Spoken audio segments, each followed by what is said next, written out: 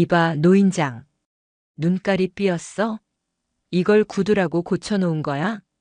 욕설이 섞인 거친 목소리가 비좁은 컨테이너를 가득 채웠다. 청계천 복개도로 한편에 위태롭게 자리 잡은 낡은 컨테이너 구두 수선점. 세상의 시간이 이곳만 비껴간 듯 10년은 묵은 가죽 냄새와 퀴퀴한 구두향 냄새, 그리고 달고 다른 나무 선반의 냄새가 뒤섞여 있었다. 그 작은 공간의 주인, 박태수 노인은 돋보기 안경 너머로 버럭 소리를 지르는 사내를 묵묵히 올려다보았다. 그의 손에는 방금 수선이 끝난 반들반들 윤이 나는 명품 구두 한 짝이 들려 있었다. 손님, 어디가 마음에 안 드시는지 말씀해 주시면 다시 봐드리겠습니다.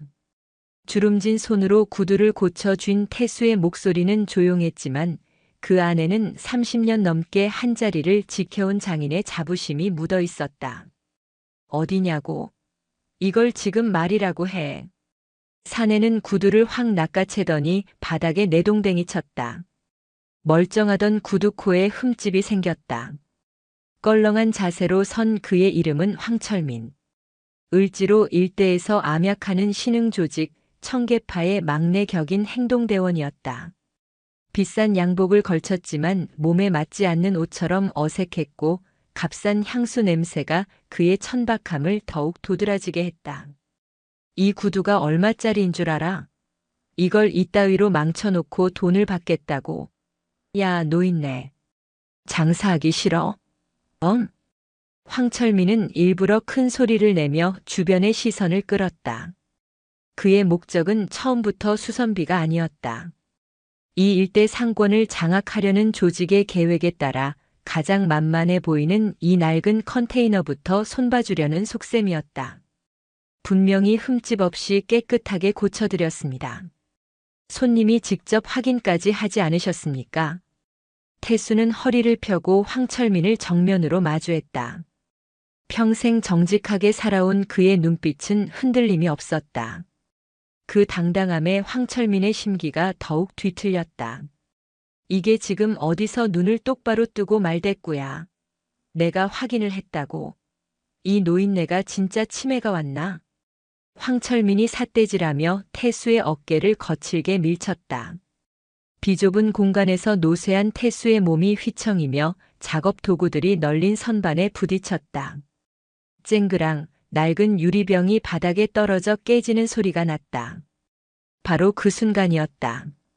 컨테이너 문이 조용히 열리고 한 여인이 안으로 들어섰다. 저녁 노을을 등지고 서 있어 처음에는 그림자처럼 보였다.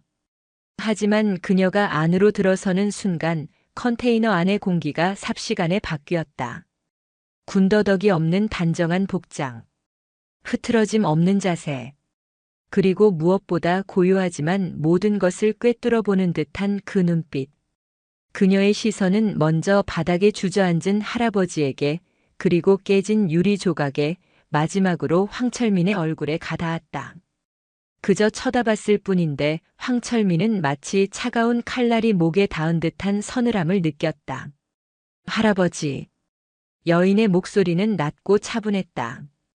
그녀는 주저앉은 태수에게 다가가 조심스럽게 그를 부축했다. 서진이냐, 여긴 어쩐 일로? 태수는 손녀의 등장에 당혹감과 안도감이 뒤섞인 표정을 지었다. 그녀는 대한민국 육군 특수전사령부 제707특 수임무단 소속 중령 이서진이었다. 막 휴가를 나와 할아버지를 모시고 저녁이라도 함께할 생각으로 이곳에 들른 길이었다. 무슨 일이시죠, 할아버지? 서진은 태수를 일으켜 낡은 의자에 앉히며 물었다. 그녀의 눈은 여전히 황철민에게서 떨어지지 않았다. 아무것도 아니다. 그냥 손님하고 이야기를 좀 나누던 중이었어. 태수는 손녀가 험한 일에 엮이는 것을 원치 않아 애써 상황을 무마하려 했다. 하지만 서진은 이미 모든 상황을 파악하고 있었다. 바닥에 내팽개쳐진 구두, 할아버지의 떨리는 손, 그리고 눈앞에 저 양아치가 풍기는 악에. 서진은 천천히 몸을 돌려 황철민과 마주 섰다.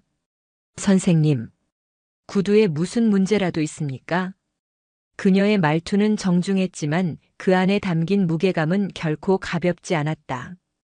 황철민은 순간적으로 위축되었던 자신을 자책하며 다시 허세를 부리기 시작했다. 갑자기 나타난 젊은 여자가 뭘 어쩌겠는가 싶었다. 당신은 뭔데 끼어들어? 이 노인네 손녀라도 되나? 잘 됐네. 이 영감탱이가 내 구두를 다 망쳐놨으니 당신이 대신 물어내야겠어. 수리비는 무슨 구두값에 정신적 피해 보상까지 쳐서 500만 원. 당장 내놔. 500만 원. 태수가 꼬박 1년을 벌어도 만지기 힘든 돈이었다. 서진의 눈썹이 미세하게 꿈틀했다. 그녀는 바닥에 떨어진 구두를 집어들었다. 가죽의 질, 바느질의 흔적, 그리고 방금 생긴 듯한 긁힌 자국까지. 그녀의 눈은 숙련된 감식가처럼 구두의 모든 것을 훑었다. 할아버지의 완벽한 솜씨와 그 위에 덧씌워진 악의적인 상처를 확인하는 데는 오랜 시간이 걸리지 않았다. 이 구두 수선은 완벽하군요. 서진은 구두를 작업대 위에 올려놓으며 말했다. 뭐? 이 여자가 지금 미쳤나? 눈이 있으면 똑바로 봐. 이 흠집이 안 보여? 보입니다. 하지만 이 흠집은 수선 과정에서 생긴 게 아니군요. 마른 바닥에 강하게 긁힌 자국입니다. 가죽의 결을 보니 충격 방향은 위에서 아래로군요. 아마도 이렇게. 서진은 말과 동시에 옆에 있던 다른 헌 구두를 집어 황철민이 했던 것처럼 바닥에 내리찍었다. 퍽 하는 소리와 함께 비슷한 흠집이 생겨났다. 황철민의 얼굴이 순간 굳어졌다. 당신이 직접 망가뜨린 구두를 가지고 행패를 부리는 이유는 뭡니까? 서진의 목소리에 처음으로 냉기가 실렸다. 이제 그것은 질문이 아니었다. 신문이었다. 무슨 개소리야. 2년이 증거도 없이 사람을 몰아가네. 당황한 황철민이 서진에게 손을 뻗으며 달려들었다. 태수가 놀라 소리쳤다. 서진아, 안 돼. 하지만 그의 걱정은 기우였다. 황철민의 주먹이 서진의 얼굴에 닿기도 전 그녀의 몸이 그림자처럼 움직였다. 황철민은 자신이 무엇을 당했는지 인지조차 하지 못했다. 그저 눈앞의 여자가 시야에서 사라졌다고 생각한 순간 팔꿈치와 손목에 숨막히는 고통이 덮쳐왔다. 서진은 황철민의 팔을 등 뒤로 꺾어 올리며 그의 몸을 작업대 위로 처박았다. 억하는 비명과 함께 황철민의 얼굴이 구두약과 먼지가 가득한 작업대에 처박혔다. 서진은 그의 목덜미를 한 손으로 가볍게 눌렀다. 가벼운 손길이었지만 황철민은 거대한 바위에 짓눌린 듯 꼼짝도 할 수 없었다. 특수부대에서 연마한 급소 제압술이었다.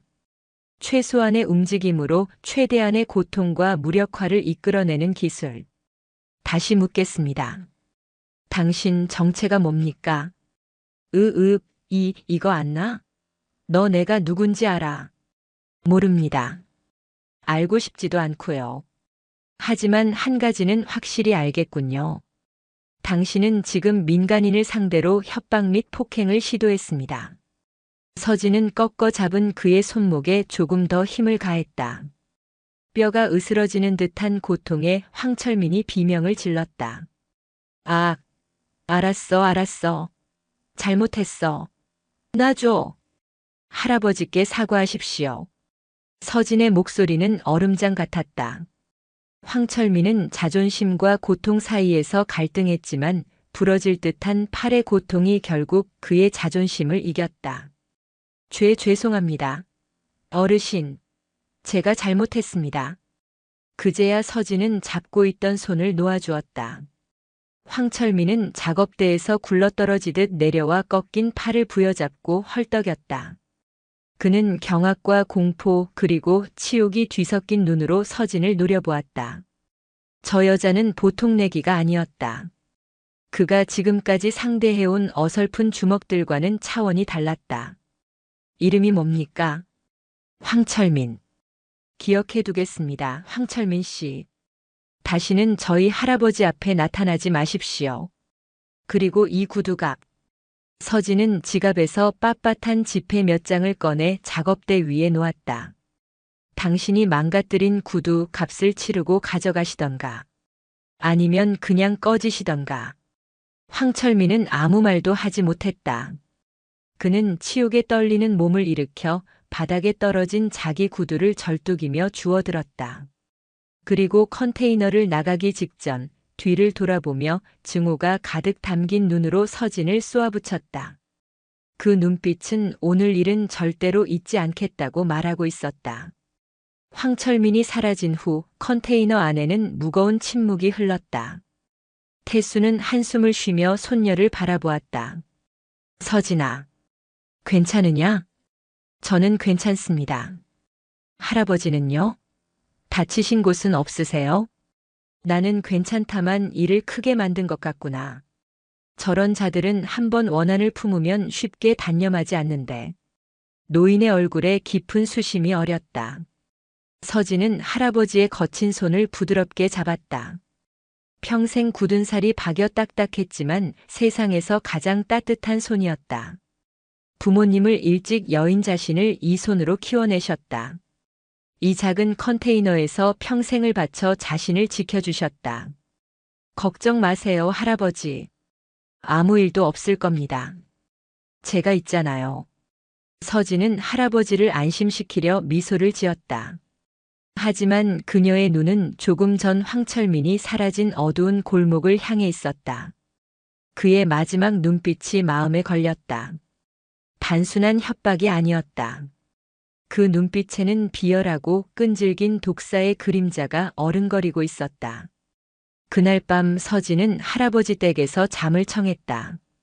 경기도 이천의 부대로 복귀하기 전 하루라도 더 할아버지와 함께 있고 싶었다. 하지만 불길한 예감은 쉬이 가시지 않았다. 그리고 그 예감은 결코 틀리지 않았다. 새벽녘 잠을 설친 서진의 휴대폰이 미친 듯이 울리기 시작했다. 화면에 뜬 이름은 할아버지의 가게 옆에서 작은 포장마차를 하는 아주머니의 번호였다. 서진의 심장이 차갑게 가라앉았다. 여보세요? 아가씨. 서진 아가씨 맞지? 큰일 났어. 할아버지 가게가. 수화기 너머로 들려오는 다급한 목소리에 서진은 자리에서 벌떡 일어났다. 창밖은 아직 어둠이 채 가시지 않은 푸른 새벽이었다. 하지만 그녀의 마음속에는 이미 칠흑 같은 어둠이 몰려오고 있었다. 택시에서 내린 서진의 눈에 들어온 광경은 처참했다. 아직 동이 트지 않은 청계천의 푸른 어둠 속에서 할아버지의 컨테이너는 마치 폭격을 맞은 듯한 모습으로 널브러져 있었다. 얇은 철판으로 된 문은 안쪽으로 찌그러져 경첩에서 간신히 매달려 있었고 유일한 창문이었던 작은 아크릴판은 산산조각이 나 있었다. 컨테이너 주변으로는 할아버지의 평생이 담긴 물건들이 어지럽게 흩뿌려져 있었다. 손님들이 맡겨놓은 구두들, 수십 년 손때가 묻은 작업 도구들, 낡은 가죽 조각과 구두약 통들이 마치 쓰레기처럼 뒤엉켜 진흙탕 바닥을 뒹굴고 있었다. 누군가 아기를 가지고 모든 것을 부수고 짓밟은 흔적이 역력했다. 그리고 그 폐허의 한가운데 박태수 노인이 망연자실한 모습으로 서 있었다.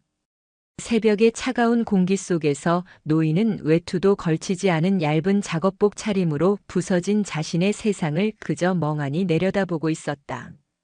그의 어깨는 무너져 내릴 듯 위태로워 보였다. 할아버지! 서진이 달려가 태수의 어깨를 잡았다. 노인은 그제야 고개를 들어 손녀를 바라보았다. 그의 눈은 텅 비어 있었다. 초점 없는 눈동자에는 분노도 슬픔도 아닌 깊은 절망감만이 어려 있었다. 서진아 왔구나. 쉰 목소리가 힘겹게 흘러나왔다. 어떻게 된 거예요? 경찰에는 신고하셨어요? 했다. 경찰도 와서 보고 갔어. 근데 CCTV도 없는 이런 후미진 곳에서 범인을 어떻게 잡겠냐더구나. 그냥 잡히기만 기도하라고 하더구나. 태수의 말끝이 허무하게 흩어졌다. 서진은 주먹을 꽉 쥐었다. 치밀어 오르는 분노에 온몸이 떨렸다. 황철민.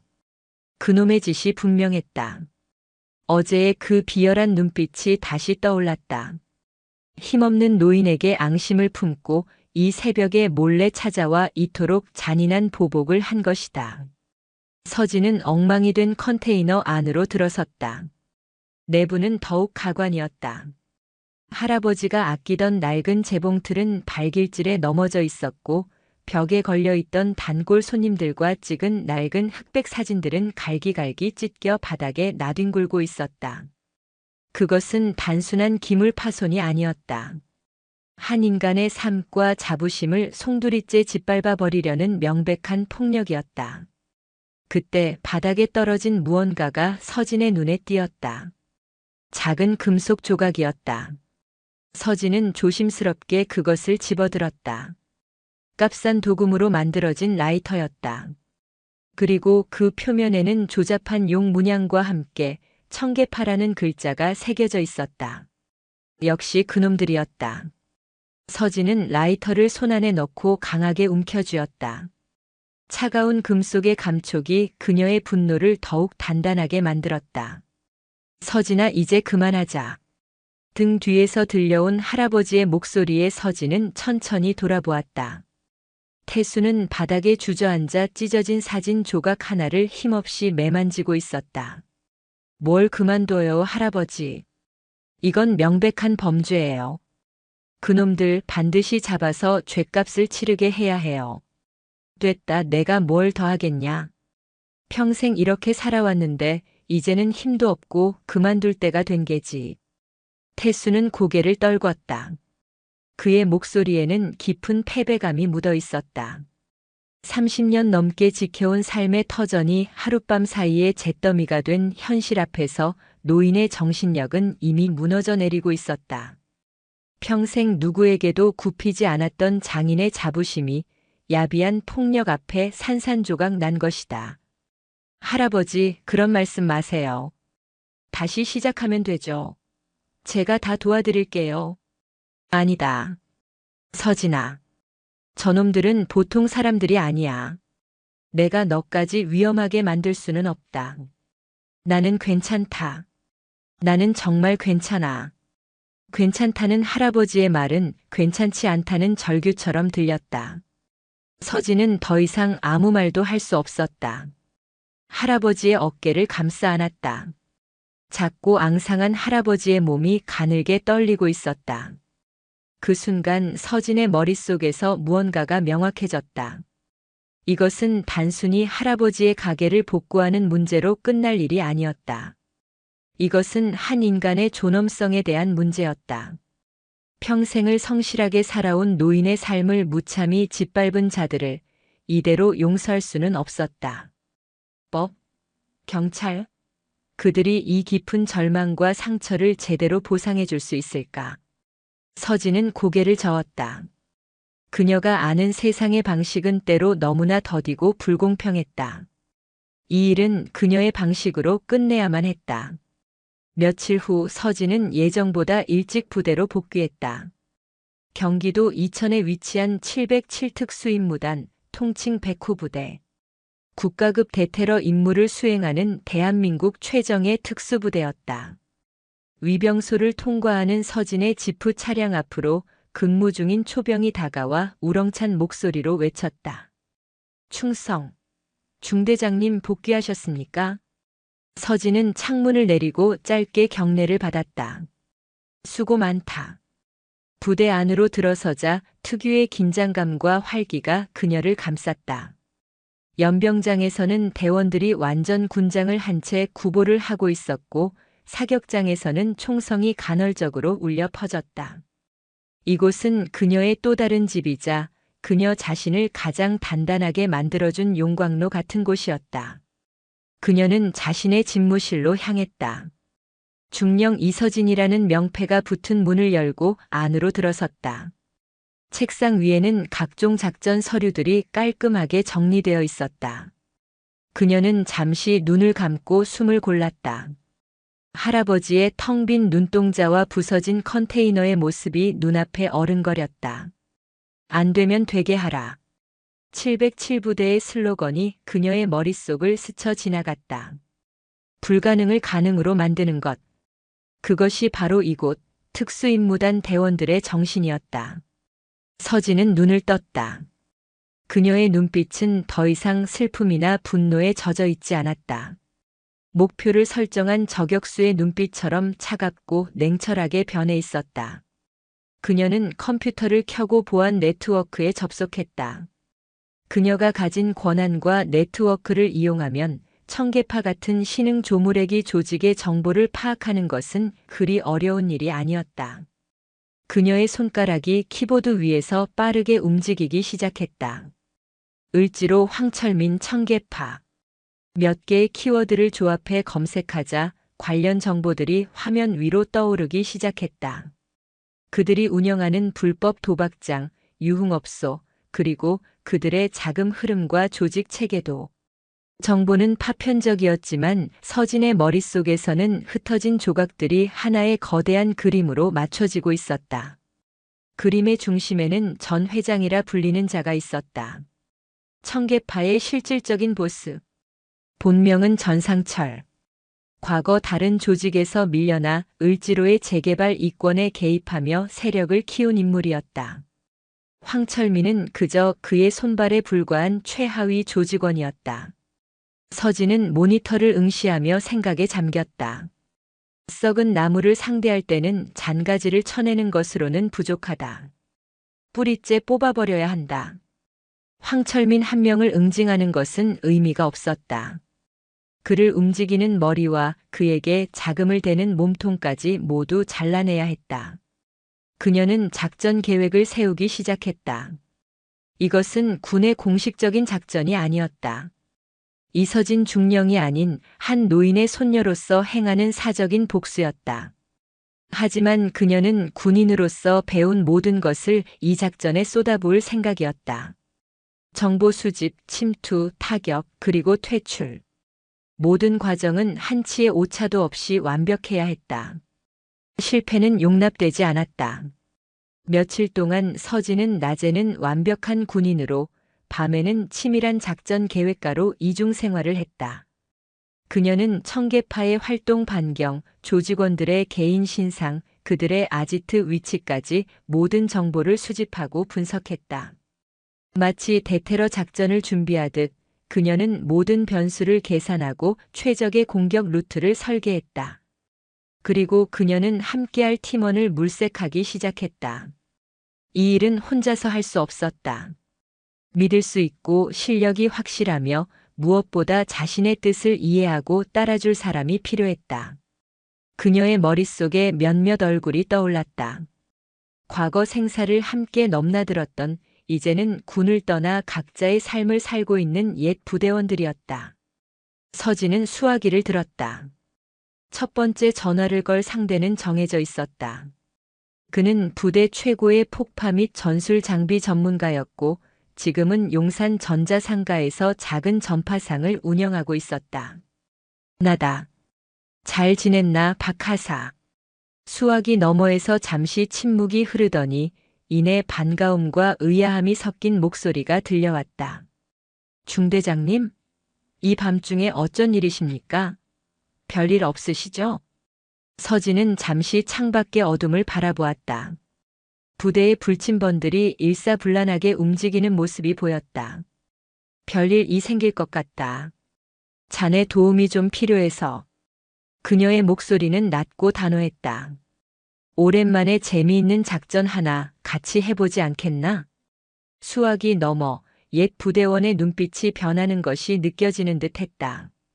잠들어 있던 특수부대원의 피가 서진의 한마디에 다시 끓어오르기 시작한 것이다.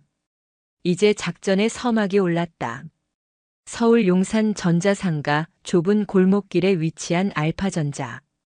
온갖 전선과 부품, 수리가 필요한 전자제품들로 발 디딜 틈 없는 작은 가게였다. 가게의 주인 박기범은 납땜 인두를 든 채 복잡한 회로 기판을 들여다보고 있었다. 군복 대신 기름때 묻은 작업복을 입고 있었지만 고도의 집중력을 발휘하는 그의 눈빛은 707부대 시절 시한폭탄의 신관을 해체하던 그때와 조금도 다르지 않았다. 그는 육군 하사로 전역한 이서진의 옛 부하였다. 가게 문에 달린 작은 종이 딸랑 소리를 냈다. 박기범은 기판에서 눈을 떼지 않은 채 무심하게 말했다. 뭐 찾으시는 거 있으세요? 고장난 건 왼쪽에 두시고요. 사람을 찾으러 왔다. 익숙하면서도 오랜만에 듣는 목소리. 박기범의 손이 순간 멈칫했다. 그가 고개를 들자 가게 입구에 이서진이 서 있었다. 군복이 아닌 평상복 차림이었지만 그녀 특유의 꼿꼿한 자세와 서늘한 분위기는 여전했다. 중대장님, 여긴 어쩐 일이십니까? 박기범은 자리에서 벌떡 일어나 어색하게 경례 자세를 취하려다 말고 손을 내렸다. 서진은 희미하게 미소 지으며 가게 안으로 들어섰다. 오랜만이다, 박 하사. 아니, 이제 박 사장님이라고 불러야 하나? 에이, 무슨 말씀이십니까? 그냥 편하게 부르십시오. 근데 정말 무슨 일이십니까? 부대에 무슨 일이라도. 서진은 고개를 저었다. 그리고는 잠시 주변을 살피더니 낮은 목소리로 말했다. 공식적인 일은 아니다. 지극히 사적인 부탁이야. 서진은 박기범을 가게 안쪽의 작은 테이블로 이끌고 자초지종을 설명하기 시작했다. 할아버지의 이야기, 황철민과 청계파의 만행, 그리고 자신의 계획까지. 이야기를 듣는 내내 박기범의 표정은 심각하게 굳어졌다. 한평생 성실하게 살아온 노인을 상대로 벌어진 야비한 폭력에 그의 주먹에도 절로 힘이 들어갔다. 그래서 자네의 도움이 필요하다. 그놈들 아지트에 감시 장비를 설치하고 통신을 감청해야 해.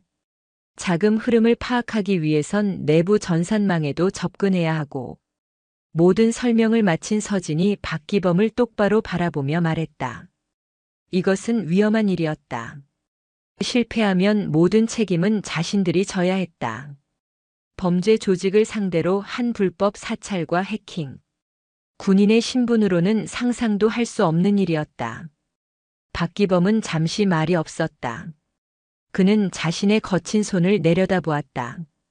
이 손으로 사람을 살리는 폭탄도 사람을 해치는 폭탄도 만들었었다.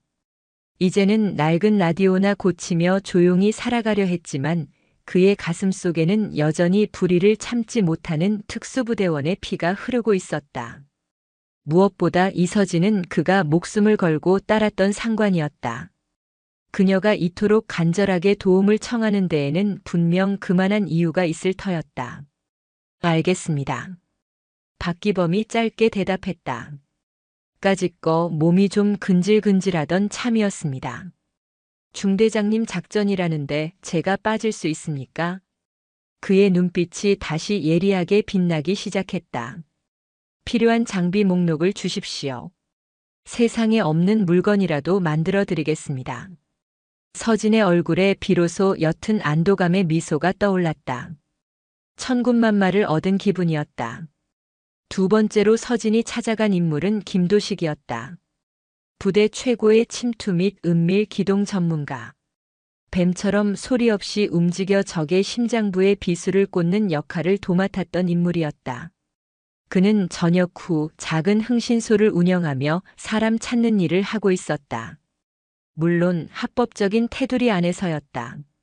서울 강남의 한 오피스텔. KD 리서치라는 간판이 걸린 사무실에서 서진은 김도식을 만났다. 저녁 후에도 꾸준히 몸 관리를 한 듯 그의 몸은 여전히 날렵한 육식동물을 연상시켰다. 이게 누구십니까? 우리의 전설적인 이서진 중대장님 아니십니까? 김도식은 특유의 능글맞은 미소로 서진을 맞았다. 전설은 무슨. 그냥 평범한 군인일 뿐이다. 에이 겸손은. 중대장님 휘하에 있을 때가 제 인생의 황금기였습니다. 매일이 스릴 넘쳤죠. 요즘은 너무 심심해서 좀이 쑤실 지경입니다. 서진은 박기범에게 했던 것처럼 김도식에게도 자신의 계획을 털어놓았다. 이야기를 듣는 김도식의 얼굴에서 장난기 어린 미소가 서서히 사라졌다. 그의 눈빛이 날카롭게 빛나기 시작했다. 쓰레기 같은 놈들이군요. 힘없는 어르신을 상대로 용서가 안 되는 짓입니다. 그래. 그래서 그 쓰레기들을 청소해야겠어. 자네의 발이 필요하다, 김도식. 청계파의 본거지는 을지로의 한 낡은 상가 건물이야. 경비가 삼엄하고 외부인의 접근이 쉽지 않아. 그곳에 박기범이 만든 장비를 설치해야 한다. 김도식은 잠시 턱을 쓰다듬으며 생각에 잠겼다. 그의 머릿속에서는 이미 해당 건물의 구조와 침투 경로가 그려지고 있었다. 재미있겠군요. 보안 시스템은 어느 정도 수준입니까? 전문적인 보안 업체가 설치한 건 아니고 자기들끼리 CCTV 몇 개 달아놓은 수준이다. 하지만 조직원들이 24시간 상주하며 경계를 서고 있어. 인간 감시망이 더 귀찮은 타입이지. 걱정 마십시오. 김도식이 자신만만한 미소를 지었다. 세상에 못 들어갈 곳은 없습니다. 문이 없으면 만들어서 들어가면 되죠. 언제 움직이면 되겠습니까? 오늘 밤. 서진의 단호한 대답에 김도식의 눈이 커졌다. 오늘 밤 말입니까? 역시 중대장님답게 화끈하시군요. 좋습니다. 몸 좀 풀어보죠. 그렇게 이서진의 비공식적인 팀이 꾸려졌다. 두뇌 역할을 할 박기범 그리고 손발이 되어줄 김도식 그리고 이 모든 것을 지휘할 이서진 자신.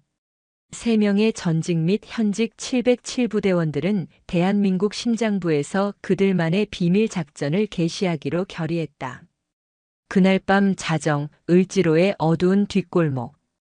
김도식은 검은색 작업복 차림으로 건물 그림자에 몸을 숨긴 채 목표물인 5층짜리 낡은 상가 건물을 응시하고 있었다.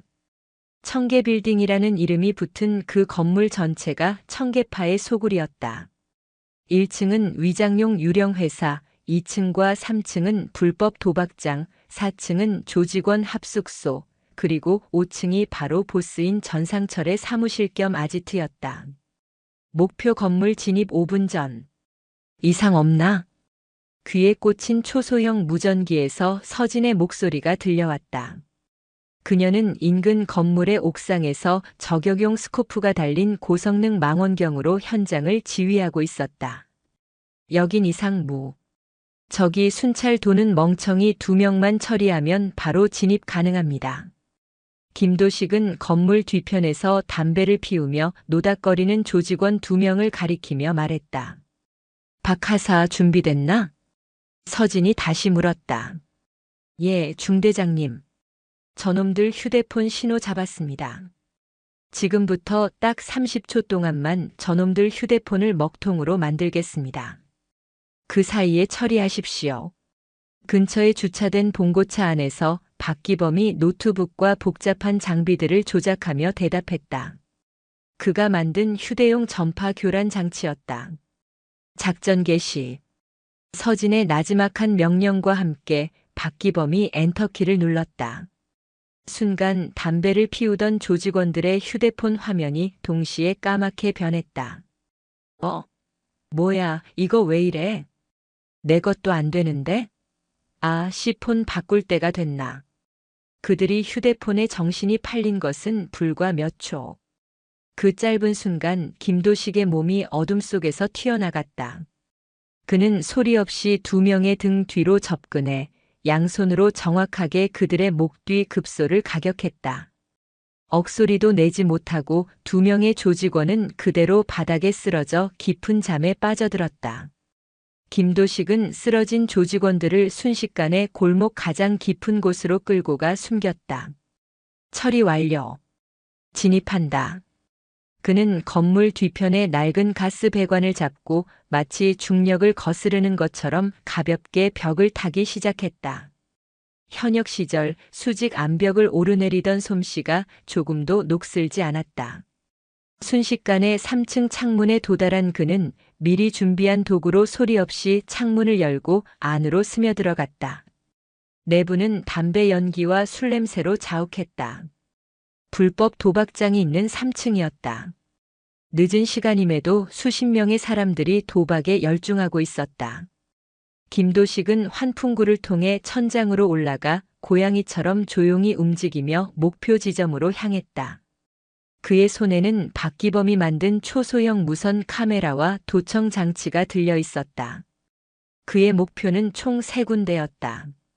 보스인 전상철의 사무실이 있는 5층, 자금 관리가 이루어지는 2층의 격리 사무실, 그리고 조직원들이 상주하는 4층 휴게실. 김도식은 환풍구 덮개를 조심스럽게 열고 각 지점에 가장 눈에 띄지 않는 곳에 장비들을 설치하기 시작했다. 모든 과정은 10분도 채 걸리지 않았다. 설치 완료. 이제 보너스 하나 남았습니다. 김도식은 5층 전상철의 사무실 바로 위쪽 환풍구에서 아래를 내려다보았다.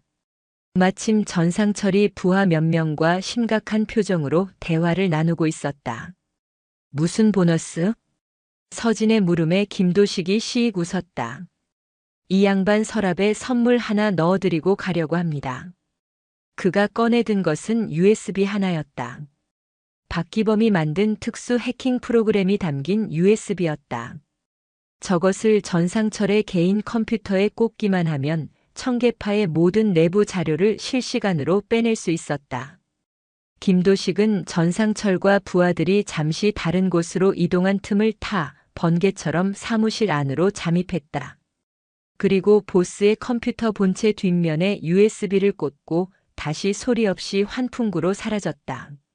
모든 것이 10초 안에 이루어졌다. 미션 컴플리트. 깔끔하게 퇴각하겠습니다. 무사히 건물 밖으로 빠져나온 김도식은 다시 어둠 속으로 사라졌다. 봉고차 안의 박기범은 노트북 화면에 떠오르는 수많은 데이터들을 보며 희열에 찬 미소를 지었다. 감시 카메라 영상, 실시간 음성, 그리고 지금 막 복사되기 시작한 청계파의 모든 범죄 기록들. 옥상에서 모든 상황을 지켜보던 서진은 망원경을 내렸다. 그녀의 얼굴은 차갑게 굳어 있었다. 작전의 1단계가 성공적으로 끝났다. 이제 청계파의 모든 움직임은 그녀의 손바닥 안에 있었다. 백호의 발톱이 먹잇감의 목덜미를 향해 한 걸음 더 다가선 순간이었다. 이제부터는 본격적인 사냥의 시작이었다. 알겠습니다. 더욱 깊어지는 이서진 중령의 이야기, 제4장부터 제6장까지 숨막히는 전개를 이어가겠습니다. 제4장 어둠 속의 눈과 귀. 박기범의 전파상 알파전자의 내부는 며칠 만에 완벽한 비밀 작전 통제실로 변모해 있었다. 가게 뒤편 창고로 쓰이던 비좁은 공간은 서진이 군에서 조달 가능한 범위 내의 각종 장비와 박기범이 사비를 털어 마련한 최첨단 기기들로 가득 찼다. 벽면을 가득 메운 대형 모니터들에는 청계파의 소굴인 청계빌딩 내부를 보여주는 수십 개의 분할 화면이 쉴 새 없이 번쩍였다. 복도, 사무실, 심지어 화장실 입구까지 그들의 모든 움직임이 손금 보듯 들여다보였다. 다른 모니터 하나에는 실시간으로 감청되는 음성이 파형으로 표시되고 있었고 또 다른 모니터에서는 박기범이 심어놓은 해킹 프로그램이 빼돌린 청계파의 내부 회계 자료와 조직원들의 신상 정보가 텍스트로 빼곡하게 올라오고 있었다. 이곳은 이제 청계파의 심장부를 꿰뚫어보는 눈이자 그들의 모든 밀담을 엿듣는 귀가 되었다. 이놈들 완전 쓰레기 집합소로군. 김도식이 모니터 하나를 가리키며 혀를 찼다.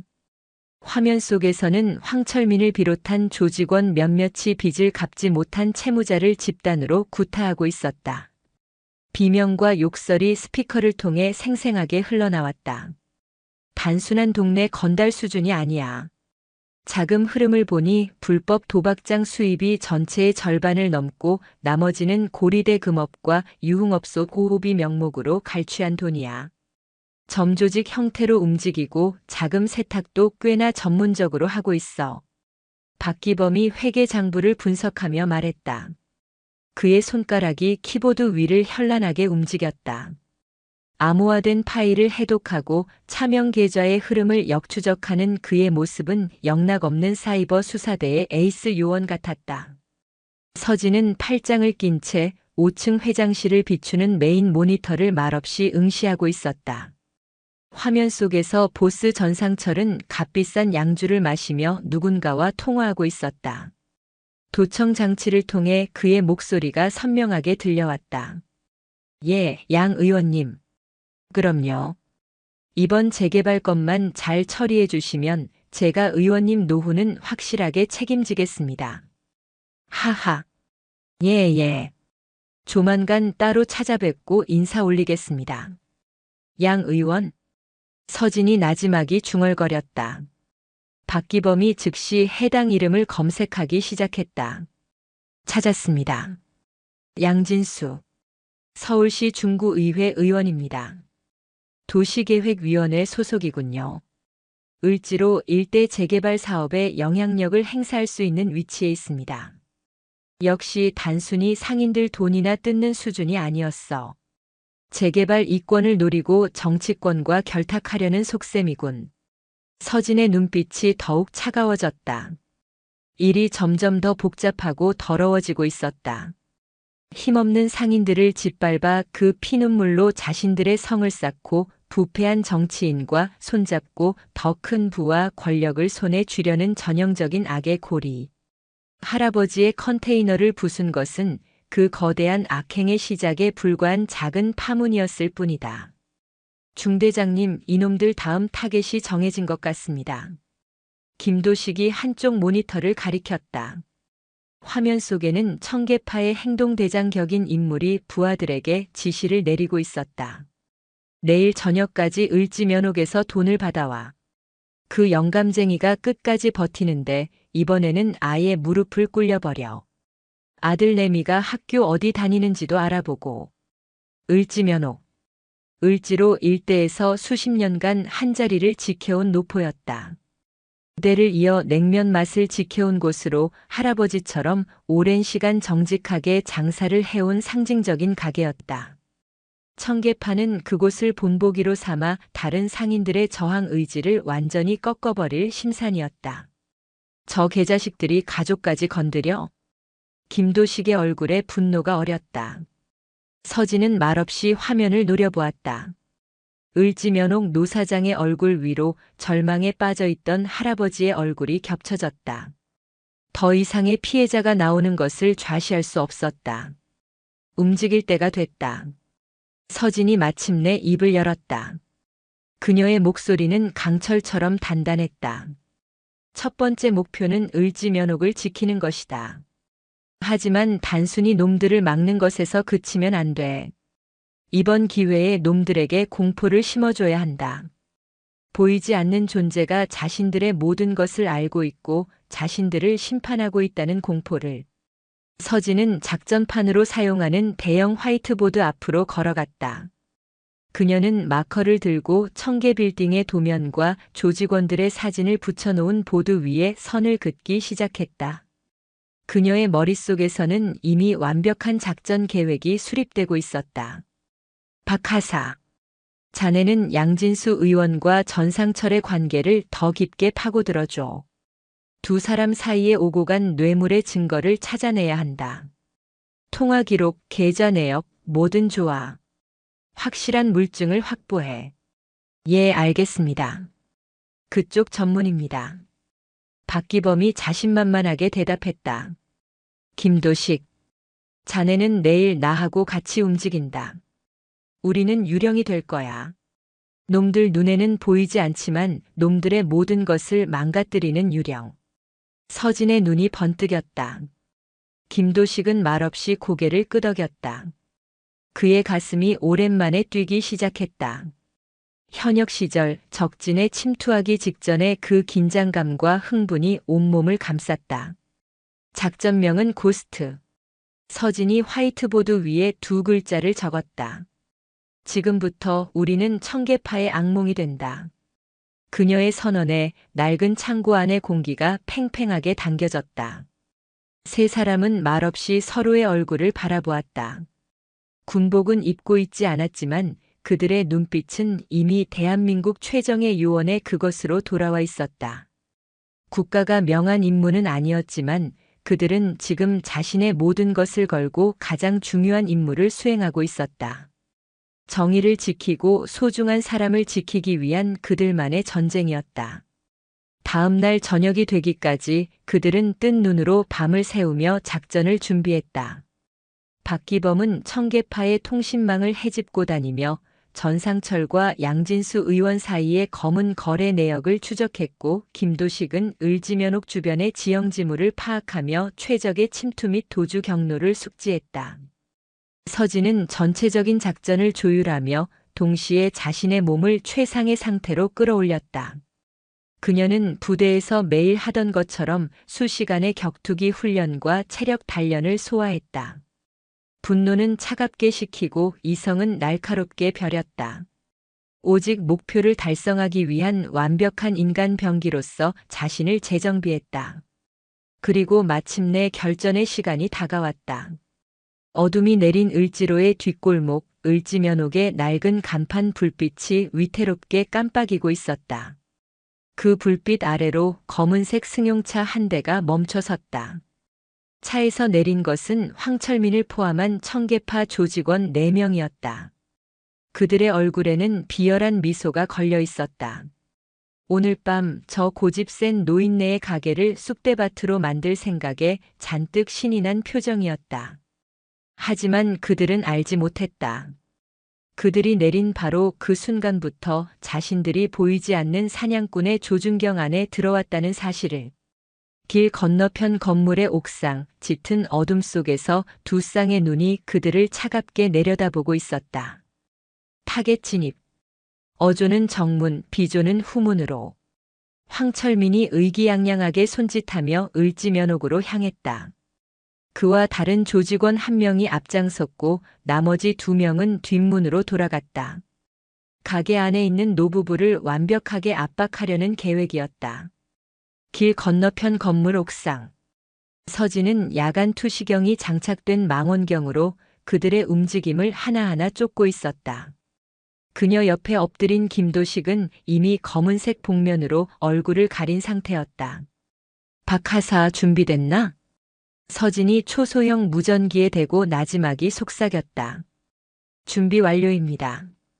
놈들 가게 안 CCTV부터 부수려고 할 겁니다. 제가 그쪽 회선을 미리 장악해뒀습니다. 화면은 계속 정상적으로 녹화되지만 놈들이 보는 모니터에는 루프 영상을 띄워놓겠습니다. 박기범의 자신감 넘치는 목소리가 들려왔다. 좋아. 도식, 내 차례다. 1분 주지. 1분이면 충분하고도 남습니다. 김도식은 대답 대신 몸을 일으켰다.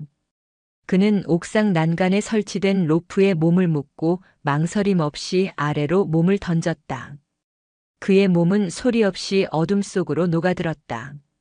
마치 한 마리 검은 표범처럼 그는 건물 외벽을 타고 순식간에 을지면옥 뒤편 골목으로 잠입했다. 그 시각 황철민은 가게 문을 거칠게 열고 안으로 들어섰다. 영감님, 장사 잘 돼? 우리가 돈 받으러 좀 왔는데 말이야. 그의 경박한 목소리가 조용한 가게 안에 울려 퍼졌다. 주방에서 나온 노부부의 얼굴이 하얗게 질렸다.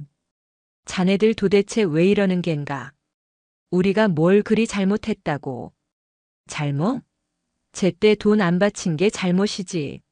오늘은 지난번처럼 곱게는 안 돌아가. 순순히 가게 포기각서에 도장 찍는 게 좋을 거야.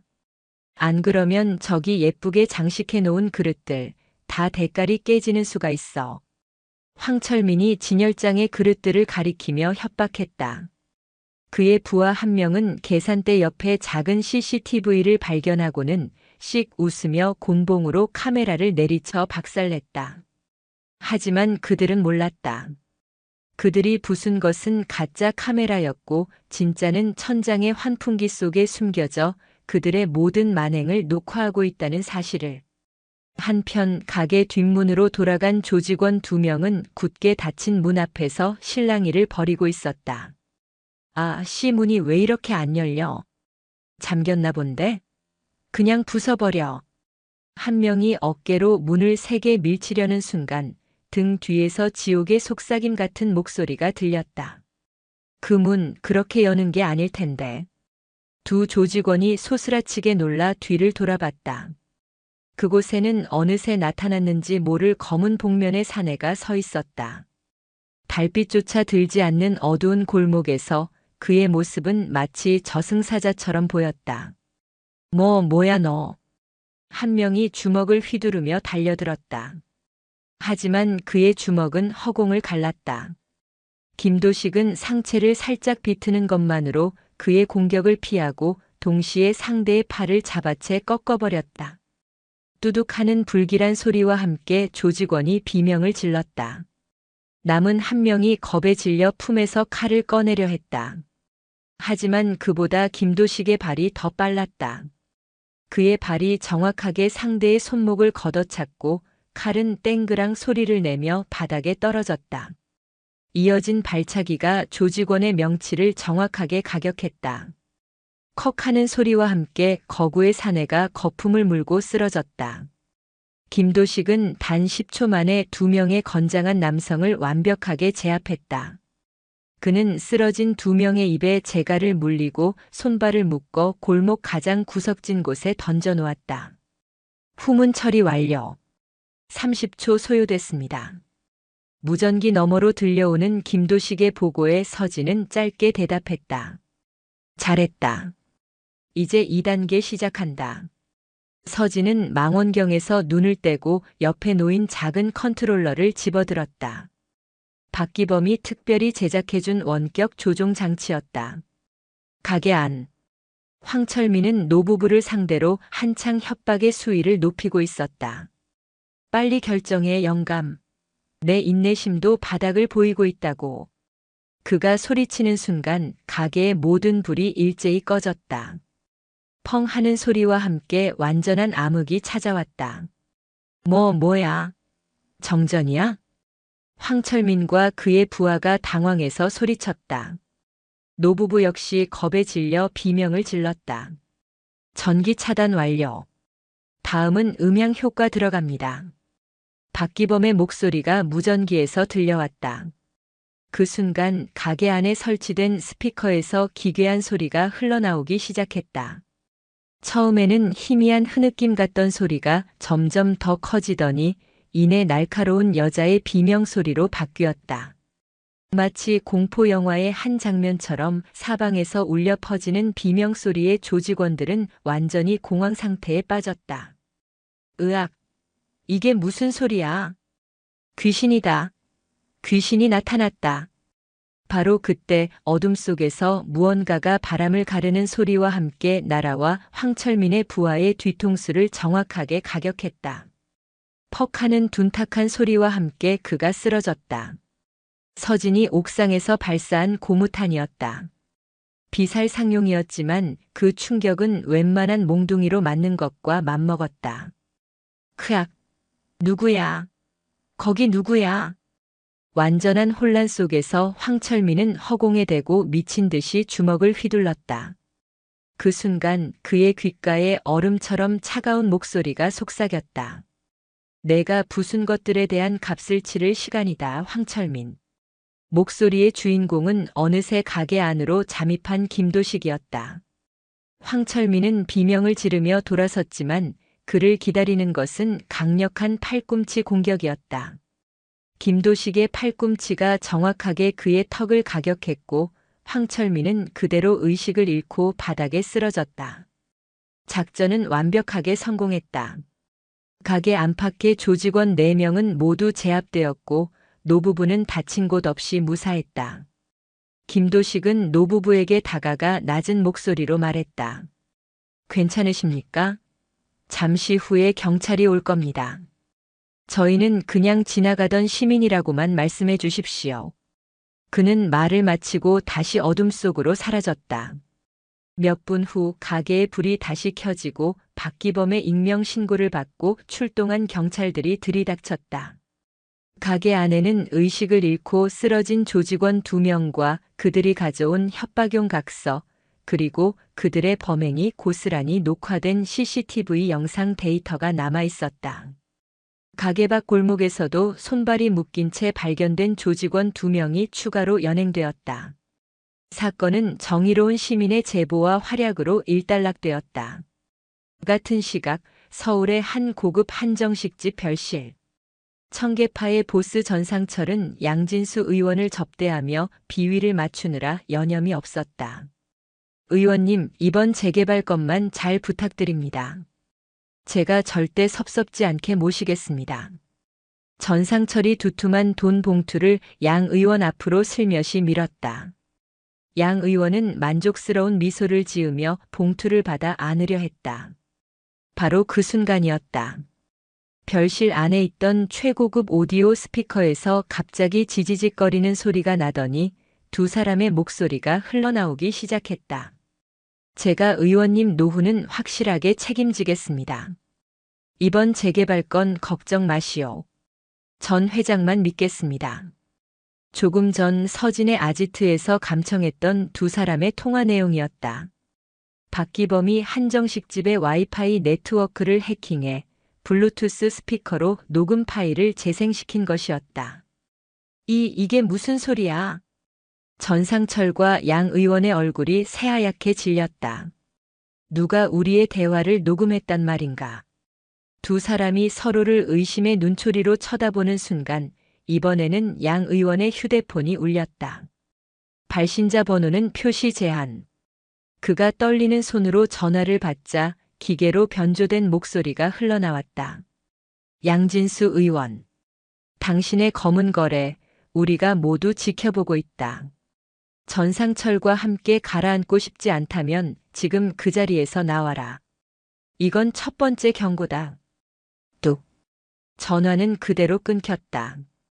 양진수 의원은 사색이 되어 자리에서 벌떡 일어났다. 그는 전상철을 경멸과 공포가 뒤섞인 눈으로 쏘아보더니 돈 봉투는 거들떠보지도 않고 미친 듯이 별실을 뛰쳐나갔다. 의원님, 이게 어떻게 된 겁니까? 의원님.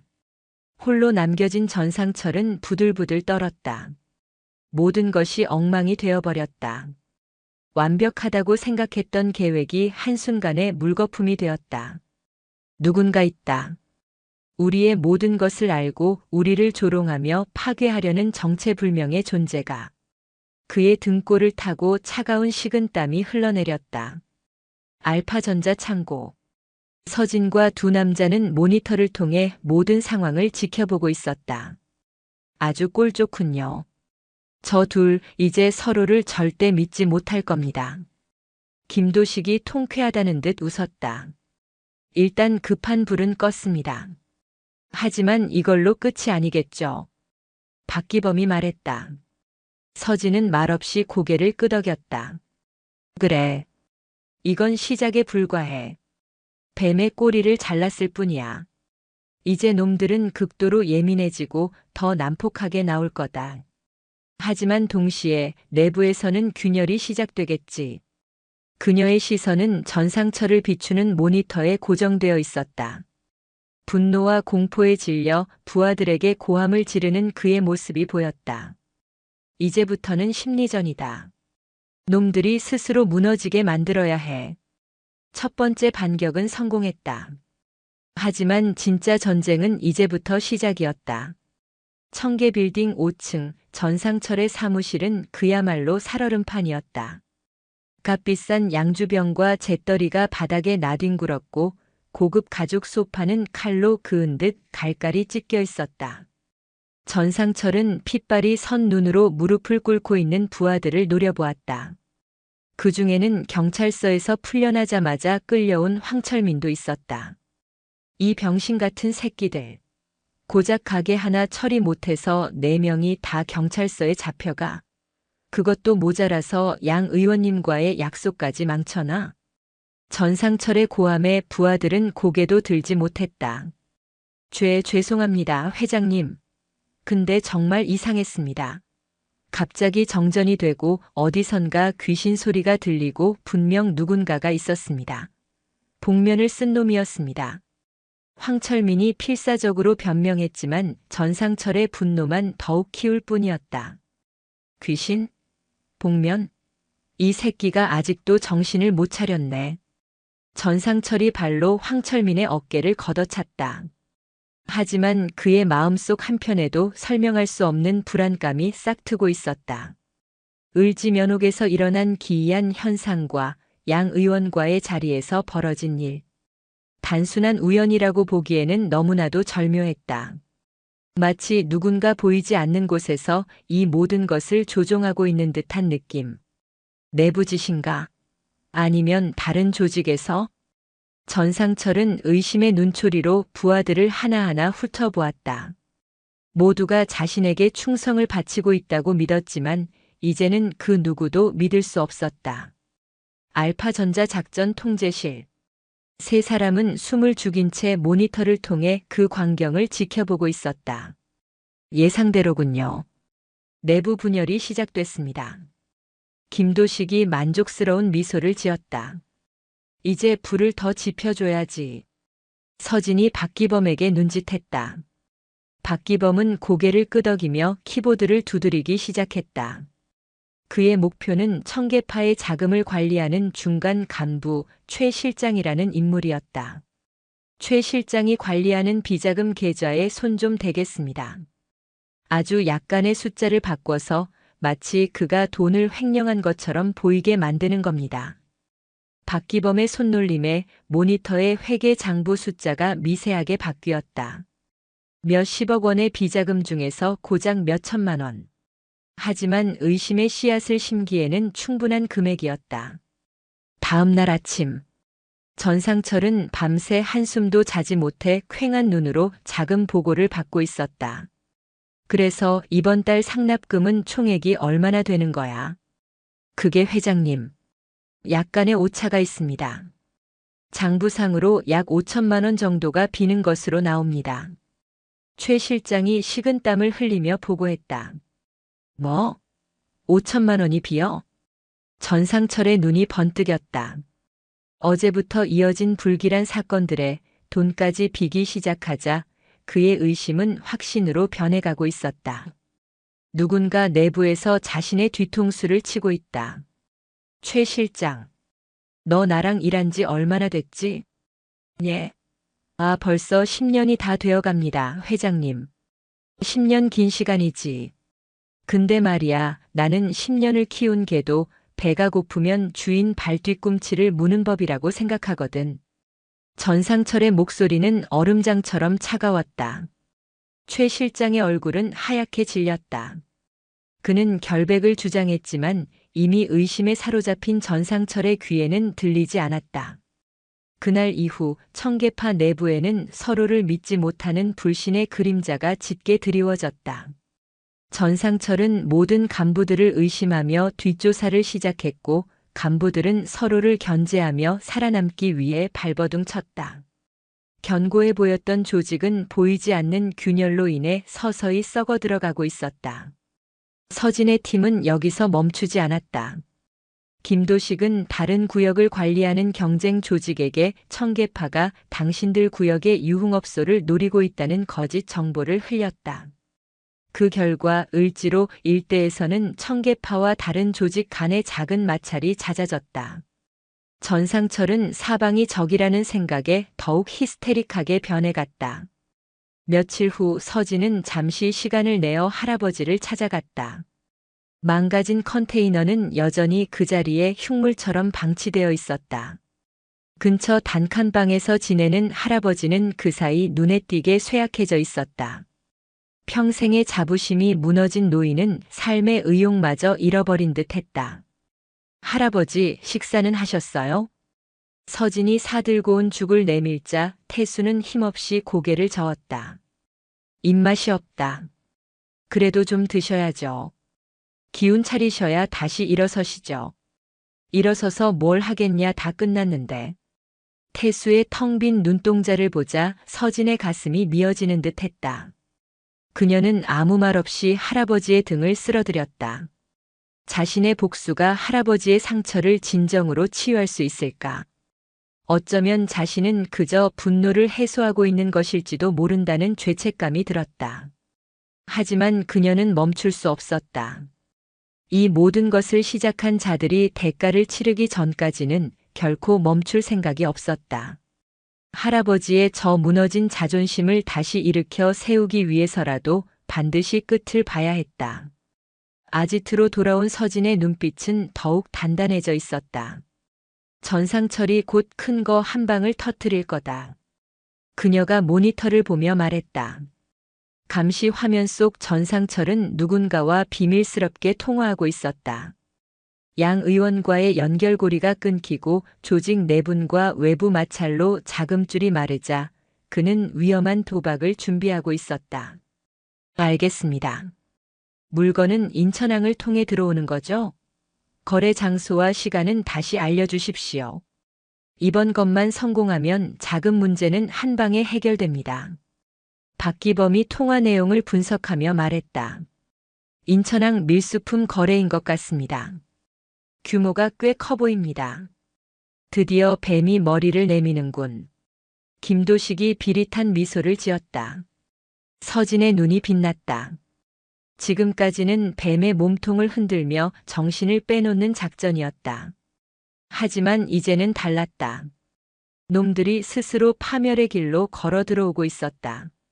저 밀수 현장만 덮치면 청계파의 자금줄을 완전히 끊어버리고 조직 전체를 와해시킬 결정적인 증거를 확보할 수 있었다. 거래 날짜와 장소가 특정되는 대로 마지막 작전 계획을 수립한다. 서진이 말했다. 그녀의 목소리에는 비장함이 감돌았다. 작전명은 심판의 날. 이번 작전으로 모든 것을 끝낸다. 화면 속에서 전상철은 아무것도 모른 채 마지막 발악을 준비하고 있었다. 자신을 옥죄어 오는 거대한 그물과 그 그물을 던진 사냥꾼의 존재를 전혀 눈치채지 못한 채 그렇게 을지로의 어둠 속에서 정의를 위한 비공식적인 전쟁은 마지막 국면을 향해 치닫고 있었다. 이제 남은 것은 뱀의 목을 확실하게 끊어버리는 일뿐이었다. 알파전자 뒤편의 창고 즉석에서 만들어진 작전 통제실의 공기는 그 어느 때보다 팽팽했다. 모니터의 푸른 빛이 어둠 속에서 세 사람의 비장한 얼굴을 비추고 있었다. 며칠간의 끈질긴 감청과 추적 끝에 마침내 심판의 날의 구체적인 윤곽이 드러났다. 목표 시간은 내일 23시 정각. 장소는 인천항 제7부두 폐쇄된 4번 창고. 서진이 인천항의 위성 사진을 가리키며 말했다.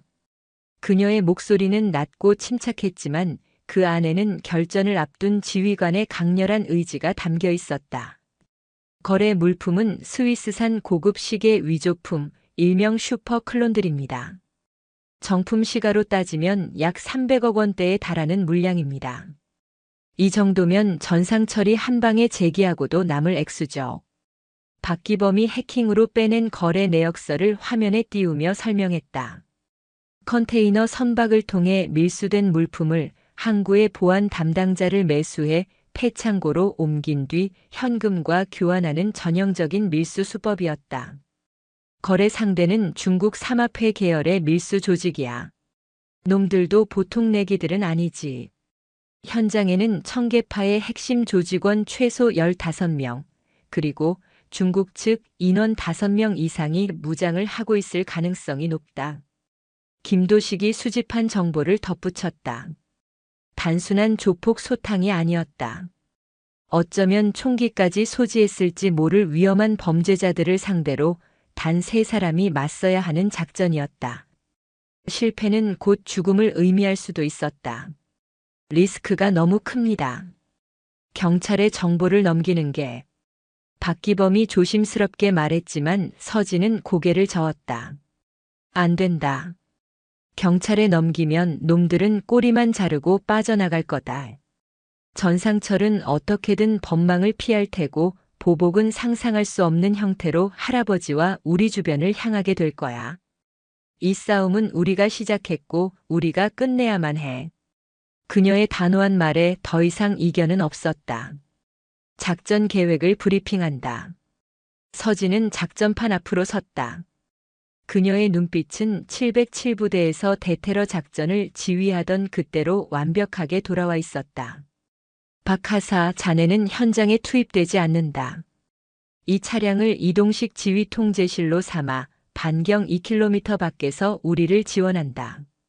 서진이 가리킨 것은 겉보기엔 평범한 택배 트럭이었지만 내부는 박기범이 개조한 최첨단 통신 장비로 가득 차 있었다. 자네의 임무는 세 가지다. 첫째, 인천항의 모든 CCTV와 보안 시스템을 장악해 놈들의 눈을 가리고 우리의 눈이 되어준다. 둘째, 놈들의 통신망을 모두 마비시켜 외부와의 연락을 차단한다. 셋째, 작전 개시와 동시에 항구 반대편에 소규모 교란을 일으켜 보안 인력의 시선을 분산시킨다. 걱정 마십시오. 인천항 보안 시스템 제 손안에서 춤을 추게 만들어 드리겠습니다. 박기범의 눈이 자신감으로 빛났다. 김도식, 자네는 고스트. 작전 개시 10분 전 목표 창고에 가장 먼저 침투한다. 외부 경계조를 소리 없이 제거하고 놈들의 도주 차량을 모두 무력화시킨다. 자네가 우리의 퇴로를 확보하고 적들의 퇴로를 막는 역할을 해야 한다. 제 전문 분야입니다. 쥐새끼 한 마리 빠져나가지 못하게 만들겠습니다. 김도식이 짧게 대답하며 자신의 장비들을 점검했다. 그리고 나는 해머. 도식이가 길을 열면 정면으로 진입해 놈들을 타격한다. 목표는 단 하나, 전상철을 포함한 핵심 인물들을 모두 제압하고 밀수품과 거래 장부를 확보하는 것이다. 서진은 자신의 역할을 설명하며 테이블 위에 놓인 장비들을 하나씩 챙기기 시작했다. 군용 화기는 없었다. 하지만 그들이 준비한 비살상용 특수 장비들은 어지간한 화기보다 더 효율적이고 위력적이었다. 강력한 전류가 흐르는 테이저건, 순간적으로 시야와 청력을 마비시키는 섬광탄, 최루 성분이 담긴 연막탄, 그리고 강철도 부술 수 있는 그들의 주먹과 발. 모든 계획 브리핑이 끝났을 때 창고 안에는 무거운 침묵이 흘렀다. 세 사람은 말없이 서로의 눈을 바라보았다. 한때는 국가의 명령에 따라 생사를 함께 넘나들었던 전후. 이제는 한 개인의 정의를 위해 다시 한번 목숨을 거는 동지가 되었다. 살아서 막걸리 한잔 하자. 서진이 나지막이 말했다. 그것은 명령도 다짐도 아닌 간절한 바람이었다. 물론입니다. 안주는 제가 제일 좋아하는 빈대떡으로 부탁드립니다. 김도식이 애써 웃으며 농담을 던졌다. 박기범도 굳은 얼굴로 희미하게 미소 지었다. 출발하기 직전 서진은 자신의 군용 배낭 가장 깊숙한 곳에서 낡은 사진 한 장을 꺼내 보았다. 젊은 시절의 할아버지가 어린 자신을 목마 태우고 환하게 웃고 있는 사진이었다. 사진 속 할아버지의 손은 지금처럼 거칠지 않았고 미소는 세상의 모든 근심을 잊게 할 만큼 따뜻했다. 이 웃음을 되찾아드려야 한다. 반드시. 서진은 사진을 소중하게 다시 집어넣었다. 그녀의 눈에 서렸던 잠시의 감상은 사라지고 오직 강철 같은 결의만이 남았다. 결전의 날 밤. 인천항의 공기는 바다의 짠 내음과 기름 냄새, 그리고 서늘한 긴장감으로 가득 차 있었다. 거대한 크레인들이 괴물처럼 어둠 속에 서 있었고 간간히 화물 트럭들이 불빛을 번쩍이며 지나갈 뿐 항구는 대체로 고요했다. 약속된 장소에서 2km 떨어진 외진 도로변. 박기범은 택배 트럭 안에서 노트북 화면에 시선을 고정한 채 키보드를 두드리고 있었다. 수십 개의 CCTV 화면이 그의 모니터에 떠올랐다 사라지기를 반복했다. 보안 시스템 장악 완료. 지금부터 항구의 모든 눈은 제가 컨트롤합니다. 4번 창고 주변 경계조는 총 4명. 2인 1조로 움직이고 있습니다. 서진과 김도식의 귓속에 꽂힌 통신장치로 박기범의 목소리가 선명하게 들려왔다. 두 사람은 4번 창고에서 약 200m 떨어진 컨테이너 더미의 그림자 속에 몸을 숨기고 있었다. 온몸에 검은색 특수작전복을 입고 얼굴에는 위장 크림까지 바른 그들의 모습은 어둠과 완벽하게 하나가 되어 있었다. 그때 창고 앞으로 검은색 세단 여러 대가 미끄러지듯 들어섰다. 가장 마지막에 멈춘 차에서 마침내 전상철이 모습을 드러냈다. 그의 뒤를 이어 돈 가방을 든 부하들과 중국 밀수 조직원으로 보이는 자들이 차례로 내렸다. 서진은 고성능 야간 투시경으로 그들의 얼굴 하나하나를 확인했다. 전상철, 황철민, 최 실장 청계파의 핵심 멤버들이 모두 모였다. 그야말로 일망타진할 절호의 기회였다. 창고에 거대한 철문이 열리고 그들이 안으로 모두 들어갔다. 철문이 다시 닫히자 창고 주변에는 오직 4명의 경계조만이 남았다. 서진이 통신기에 입을 가져갔다. 고스트, 내 무대다. 김도식은 아무 대답 없이 손가락으로 OK 사인을 만들어 보였다. 그리고는 한 줄기 연기처럼 컨테이너 그림자 속으로 스며들었다. 이제 피해 축제를 끝낼 시간이었다. 서진은 깊게 숨을 들이마셨다. 심장이 격렬하게 뛰었지만 그녀의 손은 미동조차 없이 단단했다. 작전 개시. 서진의 나지막한 명령이 어둠 속에 울려 퍼졌다. 김도식의 움직임은 소리가 없었다. 그는 고양이처럼 발소리를 죽인 채 컨테이너와 화물 더미 사이를 이동했다. 첫 번째 목표는 창고 뒤편에서 담배를 피우고 있던 경계조 2명. 그들은 자신들에게 죽음의 그림자가 다가오고 있다는 사실을 전혀 눈치채지 못한 채 시시덕거리고 있었다. 이번 것만 성공하면 회장님이 보너스 두둑하게 챙겨주신다더라.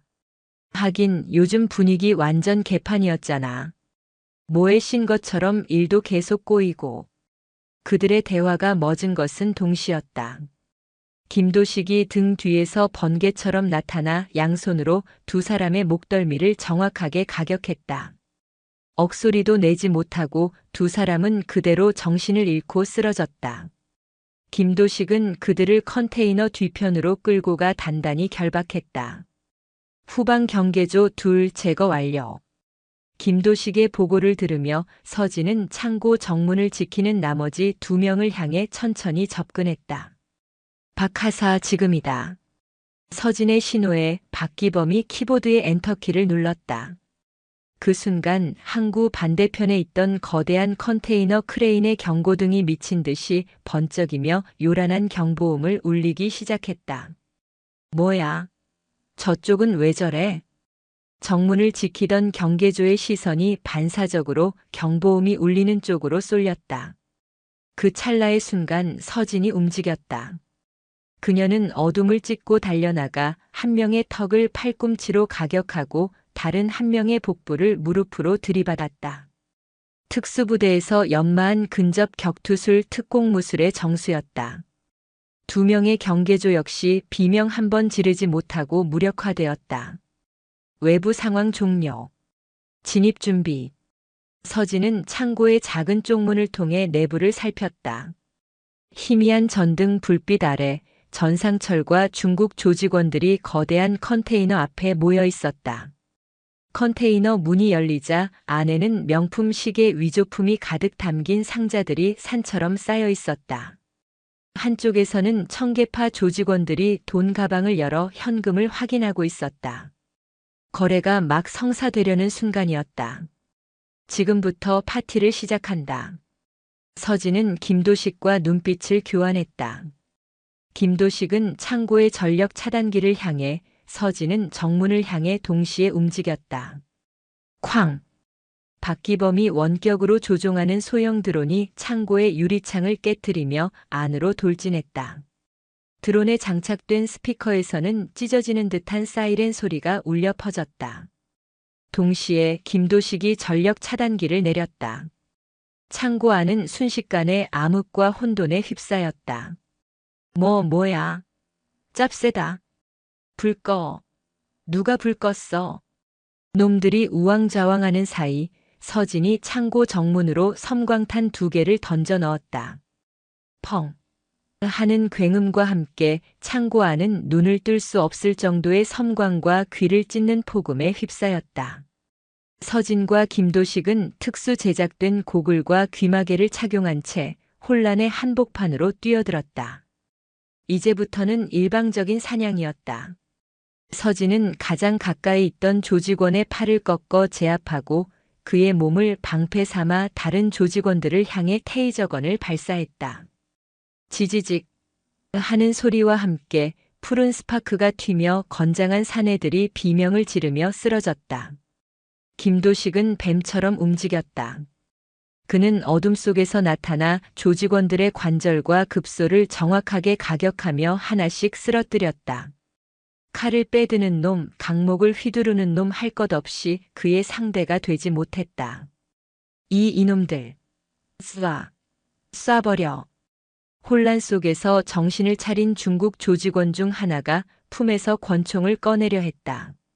하지만 그보다 서진의 판단이 더 빨랐다. 그녀는 바닥에 떨어진 쇠 파이프를 발로 걷어찼다. 쇠 파이프는 회전하며 나라가 정확하게 총을 쥔 손목을 강타했다. 악! 하는 비명과 함께 총은 바닥에 떨어졌다. 제기랄. 도대체 어디서 나타난 놈들이야? 전상철은 상황이 완전히 끝났음을 직감하고 돈 가방 하나를 챙겨 창고 뒤편으로 도망치기 시작했다. 그의 충실한 부하 황철민이 그 뒤를 따랐다. 어딜 가시나. 하지만 그들의 앞을 어느새 나타난 김도식이 막아섰다. 비켜 이 새끼야. 황철민이 악을 쓰며 달려들었지만 그는 김도식의 상대가 되지 못했다. 김도식은 간단한 손기술로 그를 바닥에 매다 꽂아버렸다. 이제 남은 것은 전상철 하나였다. 그는 궁지에 몰린 쥐처럼 주변을 두리번거리다 바닥에 떨어진 권총을 발견하고는 필사적으로 기어갔다. 그가 총을 집어드는 순간 그의 손등 위로 검은 군화가 날아와 짓밟았다. 으악! 서진이었다. 그녀는 차가운 눈으로 바닥에 쓰러진 전상철을 내려다보았다. 공포와 분노로 일그러진 그의 얼굴에는 한때 을지로를 주름잡던 폭력 조직 보스의 위용은 온데간데 없었다. 너는 도대체 누구야? 우리한테 왜 이러는 거야? 전상철이 떨리는 목소리로 물었다. 서진은 대답 대신 그의 가슴팍을 군화발로 꾹 눌렀다. 내 놈이 짓밟았던 수많은 사람들의 분노다. 그 순간 바닥에 쓰러져 있던 황철민이 마지막 발악을 했다. 그는 품에 숨기고 있던 작은 칼을 꺼내 전상철을 제압하고 있는 서진의 등을 향해 달려들었다. 중대장님! 김도식이 소리쳤다. 하지만 서진은 돌아보지 않았다. 그녀는 이미 등 뒤의 기척을 느끼고 있었다. 황철민의 칼이 등에 닿기 직전 그녀는 전상철을 밟고 있던 다리를 축으로 몸을 회전시키며 뒤돌려 차기를 날렸다. 그녀의 군화가 정확하게 황철민의 얼굴을 강타했다. 황철민은 몇 바퀴를 구르더니 그대로 기절해버렸다. 모든 저항이 끝난 순간이었다. 창고 안에는 신음소리만이 가득했다. 청계파와 중국 밀수 조직원 전원이 손발이 묶인 채 바닥에 널브러져 있었다. 서진은 자신의 휴대폰을 꺼내 번호를 누르기 시작했다. 공중전화로 발신 위치가 추적되지 않도록 박기범이 미리 조작해둔 번호였다. 인천 세관이죠. 대규모 밀수 현장을 신고합니다. 인천항 7부두 4번 창고입니다. 서두르는 게 좋을 겁니다. 현장에 총기도 있습니다. 그녀는 짧게 말하고 전화를 끊었다. 멀리서 희미하게 사이렌 소리가 들려오기 시작했다. 경찰과 세관 합동 단속반 5분 내 현장 도착 예정입니다. 이제 철수하셔야 합니다. 박기범의 다급한 목소리가 들려왔다. 서진은 마지막으로 바닥에 쓰러진 전상철을 내려다보았다. 그리고는 아무 말 없이 돌아섰다. 김도식과 함께 그들은 왔을 때처럼 소리 없이 어둠 속으로 사라졌다. 창고에 남겨진 것은 산더미 같은 밀수품과 완전히 무너져 내린 폭력 조직, 그리고 그들을 기다리는 냉혹한 법의 심판뿐이었다. 심판의 날은 그렇게 끝이 났다. 다음 날 대한민국이 발칵 뒤집혔다. 모든 뉴스의 헤드라인은 인천항 개항 이래 최대 규모의 밀수 조직 일망타진이라는 소식으로 도배되었다. 뉴스 화면에는 마스크를 쓴 채 줄줄이 연행되는 청계파 조직원들과 산더미처럼 쌓인 압수품들이 연이어 뒤쳤다. 앵커는 흥분된 목소리로 보도했다. 경찰은 정체불명의 신고자로부터 제보를 받고 현장을 급습, 을지로 일대를 기반으로 활동해 온 폭력 조직 청계파 전원과 중국 밀수 조직원들을 현장에서 검거했습니다. 이들의 아지트를 수색하는 과정에서 불법 도박장 운영 및 고리대 금업, 상인 갈취 등에 대한 방대한 증거 자료가 발견되었으며 특히 이들과 유착 관계에 있던 양진수 서울시 의원 역시 모든 혐의를 인정하고 의원직을 사퇴했습니다. 경찰은 이번 사건을 보이지 않는 조력자의 완벽한 제보 덕분이라고 밝히며 알파전자 창고. 이제는 모든 장비가 철거되어 텅 비어버린 공간에서 세 사람은 작은 휴대폰 화면으로 뉴스를 보고 있었다. 보이지 않는 조력자라 기가 막힌 이름이군요. 김도식이 씩 웃으며 말했다. 그들의 흔적은 어디에도 남아있지 않았다. 박기범이 모든 디지털 기록을 완벽하게 삭제했고 김도식은 현장의 모든 물리적 증거를 지워버렸다. 그들은 처음부터 존재하지 않았던 유령이었다. 이걸로 모든 게 끝났군. 박기범이 시원섭섭한 표정으로 말했다. 짧았지만 강렬했던 그들만의 전쟁이 끝난 것이다. 아니, 이제 시작이다.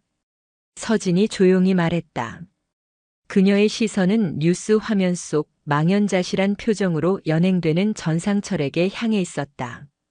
놈들은 심판을 받겠지만 놈들 때문에 무너졌던 사람들의 삶은 이제부터 다시 시작되어야 해. 그녀의 말대로였다. 청계파가 와해되면서 그들이 불법적으로 축적한 막대한 자산은 모두 국고로 환수되었다. 그리고 그 돈의 일부는 법에 따라 그들에게 피해를 본 상인들에게 배상금으로 지급되기 시작했다. 물론 할아버지 박태수 역시 정당한 피해 보상을 받게 되었다. 몇 달의 시간이 흘렀다. 따스한 봄 햇살이 내리쬐는 어느 날 휴가를 나온 서진은 청계천 복개도로가 아닌 을지로의 번화한 거리에 새로 문을 연 가게 앞에 섰다. 가게의 간판에는 정갈한 글씨체로 이렇게 쓰여 있었다. 박태수 수제화. 컨테이너가 아닌 번듯한 상가 1층에 자리 잡은 가게였다. 유리창 너머로 하얀 가운을 입은 할아버지가 새로운 작업대 앞에서 가죽을 매만지고 있는 모습이 보였다. 예전처럼 허리를 구부정하게 숙이지도 어두운 표정을 짓지도 않았다. 그의 허리는 꼿꼿했고 구두를 바라보는 눈빛은 다시 예전의 자부심과 생기로 가득 차 있었다. 서진이 조용히 가게 문을 열고 들어섰다. 할아버지. 태수는 고개를 들어 손녀를 보았다. 그는 아무 말 없이 그저 인자한 미소를 지을 뿐이었다. 가게 안은 낡은 컨테이너와는 비교도 할 수 없이 쾌적하고 밝았다. 은은한 가죽 냄새와 함께 새로운 시작을 알리는 희망의 냄새가 나는 듯 했다. 가게 아주 멋지네요. 다 내 덕분이다. 태수가 서진의 손을 잡으며 말했다. 그의 손은 여전히 거칠었지만 예전처럼 차갑지 않았다. 내가 뭐려. 할아버지 실력으로 다시 일어서신 거죠. 아니다. 나는 모든 걸 포기했었다. 그런데 내가 나를 다시 일어서게 만들었다. 내가 어떻게 했는지는 묻지 않으마. 하지만 한 가지만은 알겠다. 너는 나를 지키기 위해 싸웠다는 걸. 할아버지의 깊은 눈이 서진을 따뜻하게 바라보았다. 서진은 아무 말도 할 수 없었다. 그저 할아버지의 손을 마주 잡을 뿐이었다. 길고 길었던 싸움의 상처가 할아버지의 따뜻한 미소 하나에 눈 녹듯 사라지는 기분이었다. 진정한 복수는 파괴가 아닌 재건과 회복에 있다는 것을 그녀는 깨달았다. 그날 저녁 서진은 박기범, 김도식과 함께 허름한 선술집에 마주 앉았다. 군복도 작전복도 아닌 평범한 옷차림의 그들은 여느 퇴근길의 직장인들과 다를 바 없어 보였다. 자, 우리의 영원한 중대장님과 대한민국의 숨은 영웅들을 위하여. 김도식이 막걸리 잔을 높이 들며 외쳤다. 세 사람은 말없이 잔을 부딪혔다. 짠 하는 소리가 경쾌하게 울렸다. 이제 정말 각자의 자리로 돌아갈 시간이군요. 박기범이 아쉬운 듯 말했다. 그래. 우리는 원래 있어야 할 곳으로 돌아가는 것뿐이야. 그리고 오늘 있었던 일은 그냥 재미있는 꿈을 꾼 셈치는 거다. 서진이 미소 지으며 말했다. 그들은 더 이상 그 사건에 대해 이야기하지 않았다. 그저 평범한 안부를 묻고 시시콜콜한 농담을 주고받으며 밤늦도록 막걸리 잔을 비웠다. 어둠 속에서 함께 싸웠던 기억은 이제 그들만의 비밀이자 평생을 함께할 훈장이 되었다. 집으로 돌아가는 길. 서진은 밤하늘을 올려다보았다. 수많은 별들이 서울의 하늘을 지키고 있었다. 자신 또한 저 별들처럼 보이지 않는 곳에서 이 나라와 소중한 사람들을 지키는 군인이라는 사실에 새삼 가슴이 뜨거워졌다. 그녀의 군인 정신은 가장 낮은 곳에서 가장 절실한 사람을 위해 빛을 발했다. 저 멀리 박태수 수제화 가게의 간판불이 밤늦도록 따뜻하게 빛나고 있었다. 그 불빛을 바라보는 서진의 얼굴에 비로소 평화로운 미소가 번졌다. 길고 어두웠던 터널의 끝이었다. 1년이라는 시간이 흘렀다. 을지로의 뒷골목을 핥히고 지나갔던 폭력의 상처는 분주한 도시의 시간 속에서 서서히 아물어갔다. 계절이 4번 바뀌는 동안 많은 것이 제자리를 찾았고 또 어떤 것들은 완전히 새롭게 태어났다.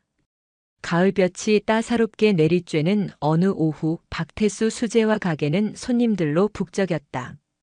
작지만 깔끔한 가게 내부는 최고급 가죽의 향기와 장인의 땀 냄새, 그리고 사람들의 기분 좋은 활기로 가득 차 있었다. 박태수 노인은 더 이상 혼자가 아니었다. 그의 곁에는 기술을 배우겠다며 찾아온 젊은 청년 2명이 묵묵히 망치질을 하고 있었다. 평생의 기술과 철학을 이어갈 후계자가 생긴 것이다. 사장님, 이 구두 정말 물건입니다. 평생 신어도 닳지 않겠어요. 가게를 찾은 한 중년 남성이 갓 완성된 구두를 받아들고 감탄하며 말했다. 그는 1년 전 청계파의 행패에 가게를 접을 뻔했던 을지면옥의 사장이었다. 박태수는 그저 허허 웃으며 대답했다. 제대로 만든 물건은 주인을 배신하지 않는 법이지요. 그나저나 요새는 장사할 만하십니까? 그럼요. 작년에 그놈들 싹 다 잡혀 들어가고 나서 얼마나 살기 좋아졌는지 모릅니다. 세상에 아직 정의가 살아있다는 걸 그때 알았지 뭡니까? 꼭 하늘이 도운 것 같았어요. 안 그렇습니까? 을지면옥 사장의 말에 태수는 창밖의 푸른 가을 하늘을 잠시 올려다보았다. 하늘의 도움. 어쩌면 그럴지도 모른다고 그는 생각했다. 하지만 그에게는 그 하늘이 누구인지 짐작하는 바가 있었다. 그는 대답 대신 더욱 깊고 인자한 미소를 지어 보일 뿐이었다. 그의 삶은 이제 완벽한 평온을 되찾았다.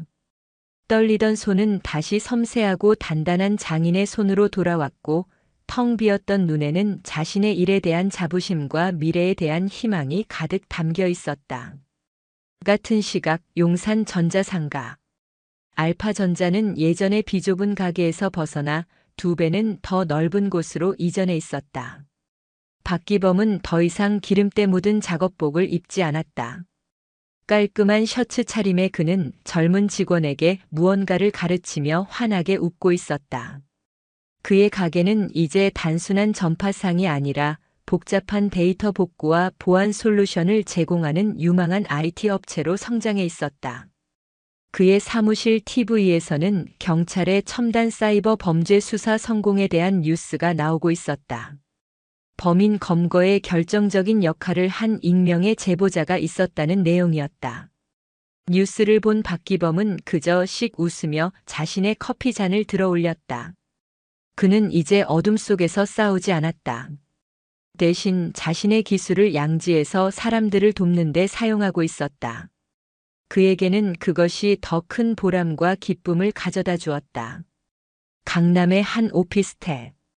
김도식의 KD 리서치 사무실에는 한 중년 부부가 눈물을 흘리며 그에게 연신 고개를 숙이고 있었다. 감사합니다. 정말 감사합니다. 10년 동안이나 소식을 몰랐던 아들을 이렇게 찾아주실 줄은 꿈에도 몰랐습니다. 김도식은 특유의 능글맞은 미소를 지으며 그들을 진정시켰다. 제가 한 일은 별거 없습니다.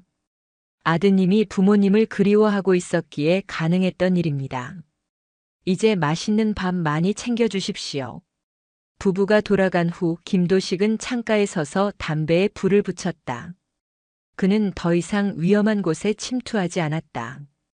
대신 흩어진 가족을 찾아주고 끊어진 인연을 이어주는 일을 하고 있었다.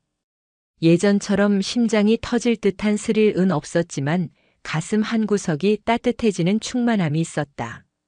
그는 어둠 속을 누비던 자신의 능력이 누군가의 상처를 치유하는 데 쓰일 수 있다는 사실에 진정한 만족감을 느끼고 있었다.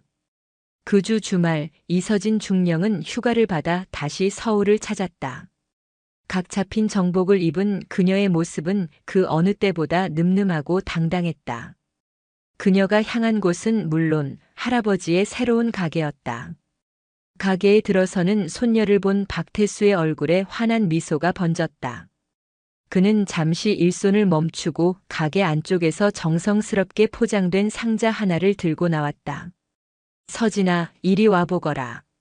그가 상자를 열자 그 안에는 완벽한 광택이 흐르는 검은색 군용 단화 한 켤레가 들어있었다. 기성품이 아니었다. 한눈에 보아도 장인의 손길이 한 땀 한 땀 느껴지는 세상에 단 하나뿐인 수제화였다. 이 할애비가 내게 처음으로 주는 선물이다. 평생 남의 신발만 고치고 만들었지 정작 내 가장 소중한 손녀에게는 신발 한 켤레 만들어주지 못했구나. 서진은 아무 말 없이 단화를 들어보았다. 가볍지만 견고했고 부드러우면서도 강인함이 느껴졌다. 신발 안쪽에는 나의 자랑, 나의 군인 이서진에게라는 작은 글귀가 금색으로 새겨져 있었다. 군인은 발이 편해야 길고 올곧은 길을 갈 수 있는 법이다. 이 신발이 내가 걷는 모든 걸음걸음을 지켜주었으면 좋겠구나. 할아버지의 주름진 눈가에 이슬이 맺혔다. 1년 전 모든 것을 잃었던 노인은 이제 자신의 손으로 직접 만든 구두를 통해 손녀의 길을 축복하고 지켜주고 있었다. 파괴의 복수가 아닌 창조를 통한 사랑의 표현이었다. 서진의 눈시울도 뜨거워졌다. 그녀는 조용히 구두 상자를 받아들었다. 감사합니다, 할아버지. 평생 소중하게 신겠습니다. 그녀는 더 이상 아무 말도 하지 않았지만 두 사람 사이에는 그 어떤 말보다 더 깊은 이해와 사랑이 흐르고 있었다. 서진은 가게를 나와 인파로 북적이는 을지로 거리를 걸었다. 평화로운 주말의 풍경. 환하게 웃으며 지나가는 사람들. 이 평범하고 소중한 일상을 지키기 위해 자신은 군인이 되었음을 그녀는 다시 한번 깨달았다. 국가를 지킨다는 것은 거창한 이념이나 영토만을 의미하는 것이 아니었다. 바로 자신의 할아버지 을지면옥의 사장님, 그리고 이름 모를 수많은 시민들의 저 평화로운 미소를 지키는 것이었다. 그녀는 잠시 걸음을 멈추고 할아버지의 가게를 돌아보았다. 유리창 너머로 자신을 향해 인자하게 손을 흔들어주는 할아버지의 모습이 보였다. 서진은 그 자리에 멈춰 서서 그 어떤 상관에게 할 때보다 더 깊은 존경과 사랑을 담아 할아버지를 향해 거수경례를 올렸다. 그녀의 개인적인 전쟁을 묵묵히 지지해준 그녀 삶의 진정한 지휘관에 대한 최고의 예우였다. 경례를 마친 그녀는 다시 몸을 돌려 자신의 길을 향해 걸어갔다. 할아버지가 만들어준 구두가 담긴 상자를 든 그녀의 발걸음은 그 어느 때보다 단단하고 희망찼다. 그녀는 군인이었다. 어둠 속에서 정의를 위해 싸웠고 이제 다시 빛 속에서 국가를 위해 헌신할 것이다. 이 땅의 모든 소중한 사람들을 지키기 위해 그녀는 기꺼이 자신의 모든 것을 바칠 준비가 되어 있었다.